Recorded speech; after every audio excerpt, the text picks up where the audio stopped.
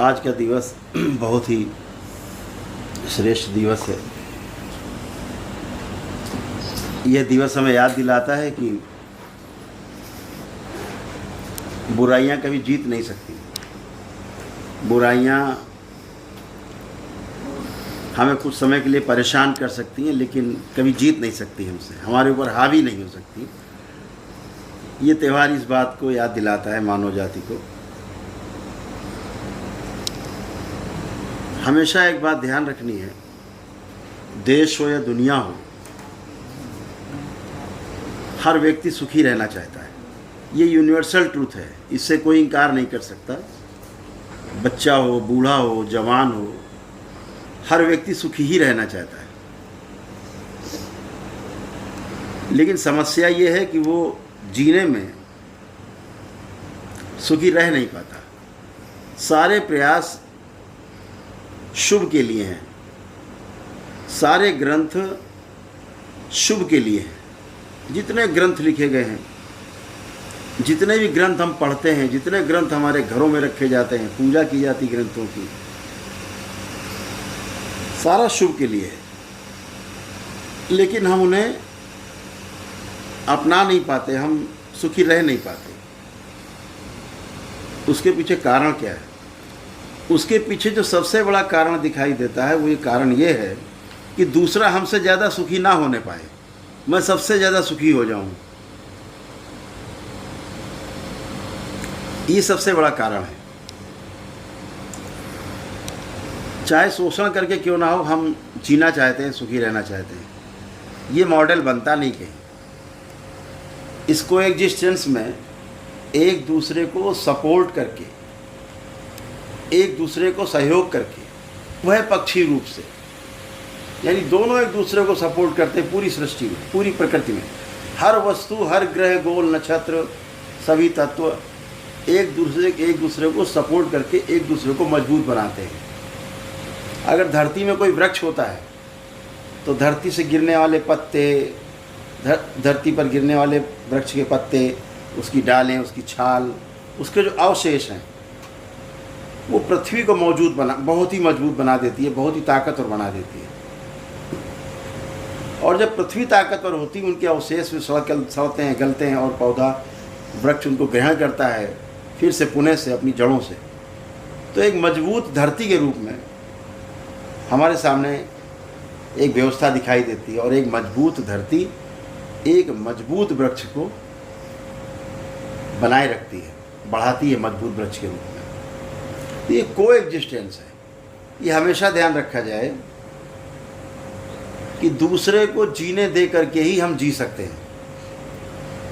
बहुत लोग सैद्धांतिक बात करते हैं, जियो और जीने दो, एक सिद्धांत की बात करते हैं कि जियो और जीने दो, ऐसा बोलते हैं। दरबार कहता है जीने दो और जियो, पहले जीने दो फिर जियो। हम कहते हैं जियो स्वयं के लिए, फिर जीने दो, मतलब शोषण करके हम जी जाएं, पहले बने रहें, बढ़ जाएं, फिर बचा कुचा भी आगे वाले के लिए। ऐसा संभव नहीं है। ये मॉडल बनता नहीं है। इस पूरी सृष्टि में, पूरी पृथ्वी पर मानव धर्म ही सर्वश्रेष्ठ है। यह जो मानव धर्म है, ये तभी श्रेष्ठ दिखाई देगा जब आप में दृष्टा भाव का उदय होगा, जब आप दृष्टा होंगे। यदि आप परिस्थितियों में लिप्त हो जाएंगे तो फिर आप एक पक्षी हो जाएंगे, आप वन साइडेड हो जाएंगे। लेकिन जब आप किसी व्यक्ति को शरीर के रूप में ना देख करके, व्यक्ति के रूप में ना देख करके, एक शक्ति के रूप में देखेंगे, तो फिर आपकी दृष्टि जो है वो दृष्टा की हो जाएगी। अदरवाइज जो दृष्टि है सिर्फ स्वयं के पोषण के लिए अगर होगी तो दूसरे का शोषण तय है। जब हम दूसरे का पोषण करते हैं, प्रत्युत्तर में वो हमारा पोषण करता ही है, करना ही पड़ेगा उसको। यही नियम है। हम जब दृष्टाभाव में होते हैं तो हमारा सबसे बड़ा, जो हमारा सैद्धांतिक हमारे गुरुओं ने, हमारे मार्गदर्शकों ने हमको सिखाया, हमें बताया कि आस्था, विश्वास और श्रद्धा ये कायम रखो, बना के रखो। अचानक नहीं बताया, अनायास नहीं बताया है। जैसे ही आपकी आस्था, आपका विश्वास, आपकी श्रद्धा दृढ़ होती है इस पूरे सृष्टि के प्रति, कण कण के प्रति, आप दृष्टा हो जाते हैं, आप मानवीय हो जाते हैं, मानवीय दृष्टिकोण आपका हो जाता है और मानवीयता से फिर अति मानवीयता की ओर आप बढ़ते हैं। बिना मानवीयता अपनाए, बिना मानव धर्म अपनाए आप इस पूरी सृष्टि में रहने वाले सभी मानव के साथ साथ, चाहे वो आपका पदार्थ जगत हो, चाहे आपका वो वनस्पति जगत हो, चाहे वो जीव जगत हो, और मनुष्य के रूप में उपस्थित चाहे वो ज्ञान का जगत हो, ज्ञान के आधार पर जीने वाला प्राणी, ये अपॉर्चुनिटी हमारे पास है कि हम दृष्टा के रूप में अपने को स्थिर रख करके, दृष्टा के रूप में अपने को रख करके जी सकें और सामने वाले को भी जीने दें। ये जो त्यौहार है, दशहरा का जो त्यौहार है, ये हमें इसी बात की याद दिलाता है कि बुराइयां कितनी भी बड़ी सामने क्यों ना हो, चुनौती कितनी भी बड़ी क्यों ना हो, सृष्टि को विध्वंस करने के लिए बचती नहीं। समय लग सकता है लेकिन व्यवस्थित होगी। प्रकृति का काम ही व्यवस्था करना है। प्रकृति अपने आप में व्यवस्था है, धर्म है, और ये धर्म कभी टूटता नहीं, ये धर्म कभी खो नहीं जाता, धर्म सदा बना रहता है। यदि हमारा धर्म है क्या, हमारा धर्म सबसे बड़ा जो धर्म है वो मानव धर्म है। न हिंदू, न मुसलमान, न सिख, न ईसाई, न अन्य, ये सिर्फ कहने के लिए हमने बनाए, लेकिन जो सबसे बड़ा धर्म है वो मानव धर्म ही है। इसीलिए दरबार ने जो शुरुआत में कदम रखा था कि शोक मुक्त भारत और रोग मुक्त भारत, नशा मुक्त भारत, ऋण मुक्त भारत, उसके स्थान पे दरबार ने इसको और आगे बढ़ाया है। पूरी सृष्टि में रहने वाले सभी पदार्थों, पदार्थ जगत से लेकर मानव जगत तक कि रोग मुक्त मानो, शोक मुक्त मानो, नशा मुक्त मानो, भय मुक्त मानो, ऋण मुक्त मानो। ऐसे जब हम मानव जगत में रहते हैं तो मानवीयता के आधार पर हमें चलना होगा। भगवान राम ने उन्हीं मानवीय आदर्शों पर चलते हुए उन्होंने जीव जंतुओं का भी सहयोग लिया, उन्होंने निर्बलों का भी सहयोग लिया अपनी लड़ाई में। कोई जाति पाति नहीं देखी भगवान श्री राम ने, और बुराइयों पर विजय प्राप्त की। तो संस्कृति कोई हो, जिस भी संस्कृति को हम मानते हैं, हमारी हिंदू संस्कृति है, हमारी संस्कृतियाँ भिन्न भिन्न हो सकती हैं, लेकिन धर्म हमारा एक ही है और उसे मानव धर्म कहते हैं। तो पूरी इस दशहरे का जो संदेश है वो इतना ही है कि मानव धर्म सदैव ही आगे था, आगे है और आगे ही रहेगा। हमें इसी सिद्धांत पे आगे चलना है और बुराइयों को भी समझना है कि बुराइयां समाज में हैं क्यों, बुराइयां उत्पन्न कहाँ से हो रही हैं। अगर इन बुराइयों को परिवर्तन कर दिया जाए स्मृतियों के द्वारा तो अच्छाइयाँ दिखने लगती। दिन भर दरबार यही करता है, जितनी बुराइयाँ हैं लोग दरबार से जुड़ते हैं और उनकी बुराइयाँ उनकी प्रार्थना और संकल्प से ही अच्छाइयों में बदल जाती हैं। जितनी खराब स्मृतियाँ हैं उनका रूप परिवर्तित हो जाता है और वह खराब से अच्छे हो जाते हैं, विषैले से अमृत तुल्य हो जाते हैं। तो इस बात का हमेशा हमें ध्यान रखना है कि संसार में अगर कोई है तो मानव धर्म है। अपनी संस्कृतियों पर हम विश्वास करके चलें, अपनी संस्कृतियों में अपनी जो हमारी संस्कृतियाँ हैं उन पर हम जिएँ, उनको हम अपने कड़ाई से पालन करें। लेकिन जहाँ पर धर्म की बात आती है तो धर्म एक व्यवस्था है। धर्म हमारा मानव धर्म का अर्थ होता है सनातन धर्म। सनातन का अर्थ ही है मानवीय होना। हिंदू का होने का अर्थ है हम थोड़ा संकीर्णता में हैं, हम थोड़ा अपने हिसाब से जीना चाहते हैं। वो अलग अलग संस्कृतियां हैं, हिंदू हो, मुस्लिम हो, सिख हो, ईसाई हो, बौद्ध हो, पारसी, संकीर्णता में जीना चाहते हैं। वो संस्कृतियां हैं, वो देश काल और परिस्थितियों के अनुसार बनी हैं, अनुभव के आधार पर बनी है संस्कृतियाँ। लेकिन जो है ही वो सत्य सनातन है, वही सच्चित आनंद है, वही सच्चिदानंद है, वही मानव है, वही मानव धर्म है जो हम जैसा जीना चाहते हैं लेकिन जी नहीं पा रहे हैं। तो जीना कैसा चाहते हैं? मानवीयता के आधार पे, एक मानव की तरह जीना चाहते हैं। ये हमारी चाहना है, हमारी चाहना है कि हम सुखपूर्वक जिएं, हमेशा सुखी रहें, लेकिन रह नहीं पाते सुखी। क्यों? जब हम संस्कृतियों में फंसे रहते हैं, संकीर्णता में फंसे रहते हैं, तो हमारा जीना संकुचित हो जाता है, हमारा सुख संकुचित हो जाता है, एक अनुभूति भर रह जाता है हमारा सुख। सुख का अर्थ है कंटिन्यू हैप्पीनेस, लगातार सुखी रहना, हमेशा सुखी रहना, दुख आए ना, इसे सुख, इसे कहा गया सुख। तो टूट टूट के आए, कभी सुख कभी दुख, कभी निराशा कभी हताशा, कभी उत्साह कभी निराशा, ये सुख नहीं है जो ब्रेक होके आता है बार बार। अनुभूतियाँ हैं, अनुभूति हो रही है। एयर कंडीशन में अंदर गए, बहुत अच्छा लगा, बाहर आए फिर गर्मी लगी, ये वाला है, ऐसा सुख और दुख वाला है। अभी ऐसा चल रहा है जब परिस्थितियाँ हमारे अनुकूल नहीं होती और हमें उनमें जीने के लिए बाध्य होना पड़ता है, इसे दुख कहते हैं। ये परिभाषा है दुख की। परिस्थितियाँ हमारे अनुकूल हों, उसमें हमारा जीना हो, उसे सुख कह लेते हैं। अभी अगर दोनों ही परिस्थितियों में आप जी लेते हैं आनंद में, ये सुख है, ये कंटिन्यू हैप्पीनेस है, ये लगातार सुख है। इसी की खोज में पूरे जगत में मानव जाति शुरू से खोज में थी, आज भी खोज में, आगे भी खोज में रहेगी। ये लगातार सुख कैसे बना रहे, और ये लगातार सुख तभी बना रहेगा जब आप दृष्टा भाव में जिएंगे, साक्षी भाव में आप जिएंगे। और ये साक्षी भाव में रहना, दृष्टा भाव में रहना, ये प्रत्येक मानव के पास उसका अधिकार सुरक्षित है। छोटे छोटे प्रयास करके साक्षी भाव में रह सकते हैं। धीरे धीरे धीरे धीरे करते करते अभ्यास के बढ़ते जाते हैं और फिर परमानेंट साक्षी हो जाते हैं। आप साक्षी होते हैं हर चीज़ के, लिप्त नहीं होते हैं, तो उसके सुख और दुख से आप प्रभावित नहीं होते, आप उसके अच्छे बुरे से प्रभावित नहीं होते।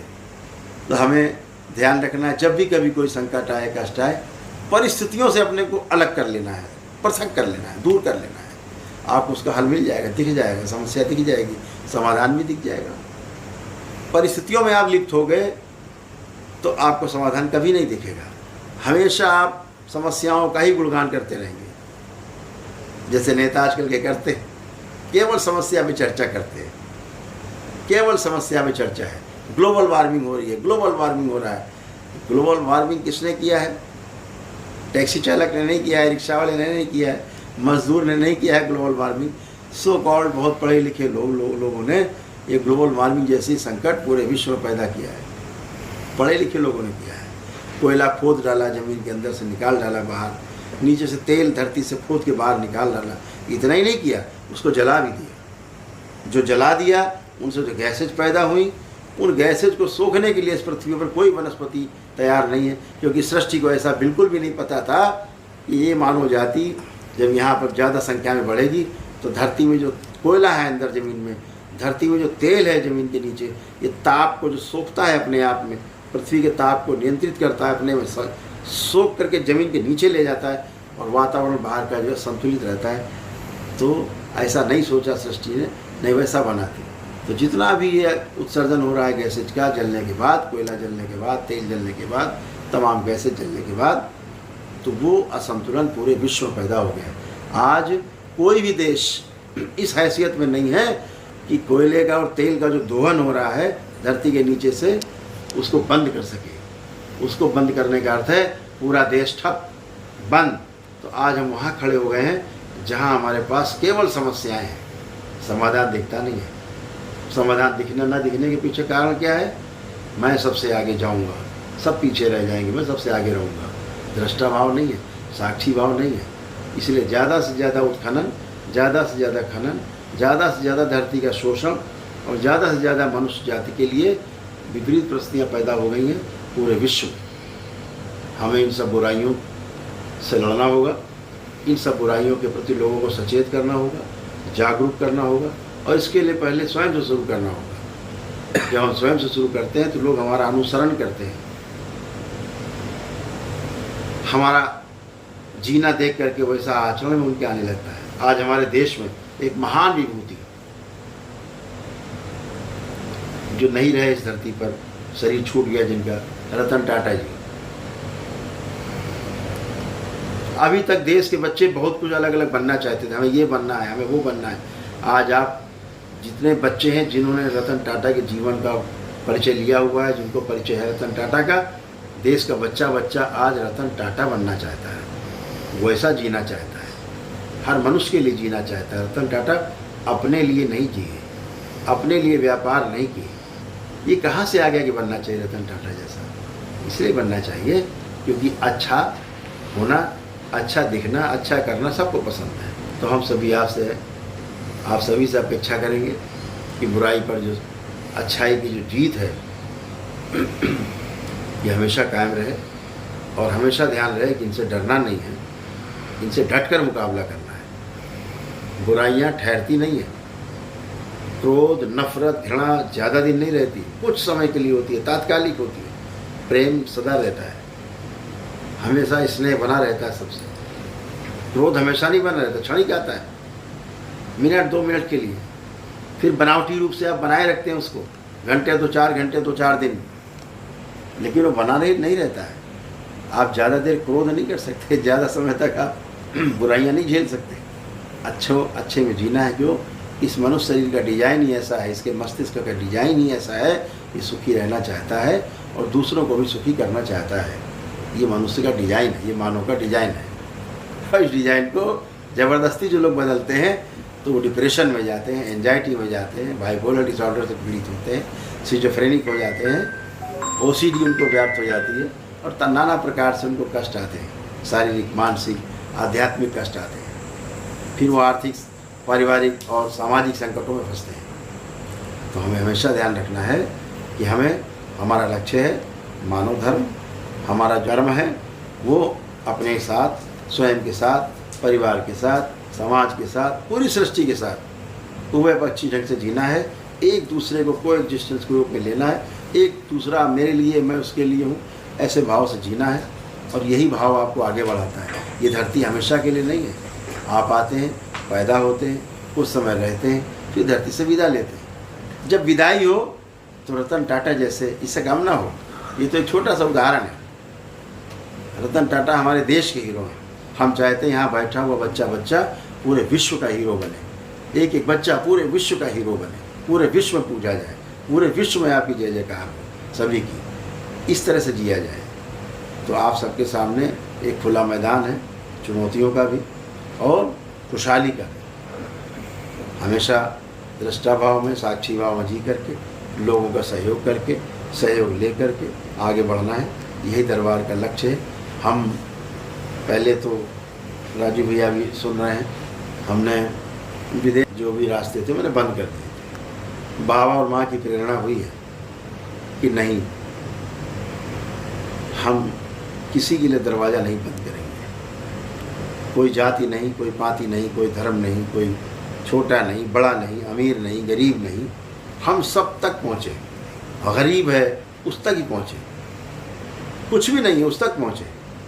आखिरी सीढ़ी तक हमें पहुँचना है, आखिरी पायदान तक से लेकर के पहले पायदान से आखिरी पायदान तक हमें पहुँचना है। तो इसके लिए